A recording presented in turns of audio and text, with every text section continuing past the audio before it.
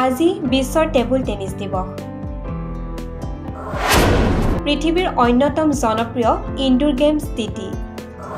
সুস্বাস্থ্য ৰক্ষাটো লয় গুৰুত্বপূৰ্ণ ভূমিকা।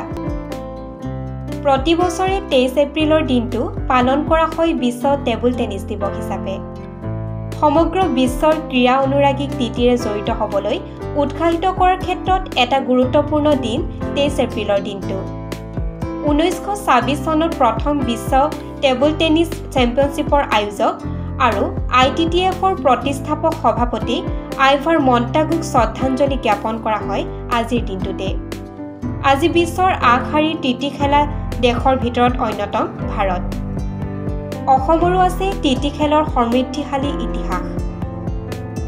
অসমৰ কেইবাগৰাকীও টিটি খেলুৱৈয়ে ৰাষ্ট্ৰীয় আন্তঃৰাষ্ট্ৰীয় পৰ্যায়ত সুনাম আৰ্জিবলৈ সক্ষম হৈছে। অসমত টেবুল টেনিছক জনপ্ৰিয় কৰা মনালিছা বৰুৱা মেহতা এগৰাকী অন্যতম আন্তঃৰাষ্ট্ৰীয় খ্যাতিসম্পন্ন টেবুল টেনিছ খেলুৱৈ। 12 বাৰ অসম ৰাজ্যিক চেম্পিয়ন খিতাপ দখল কৰা মনালিছাই 1986 চনৰ ছিউল এছিয়ান গেমছত ভাৰতক প্ৰতিনিধিত্ব কৰিছিল। 1987 চনত তেওঁ লাভ কৰিছিল অৰ্জুন বঁটা। অৰ্জুন বঁটাৰে সন্মানিত মনালিছা বৰুৱা মেহতা হৈছে দ্বিতীয় অসমীয়া ক্ৰীড়াবিদ তথা প্ৰথম অসমীয়া মহিলা।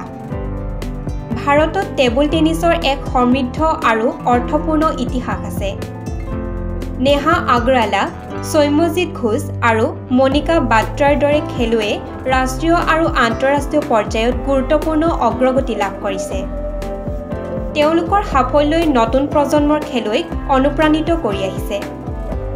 শেহতীয়াকৈ অলিম্পিকৰ বাবে পুৰুষ আৰু মহিলা দুয়োটা শাখাতেই ভাৰতীয় দলে যোগ্যতা অৰ্জন কৰাটোৱে দেশত টেবুল টেনিছৰ উত্তৰণৰ বাবে এক ঐতিহাসিক মাইলৰ খুঁটি হিচাপে চিহ্নিত হৈছে।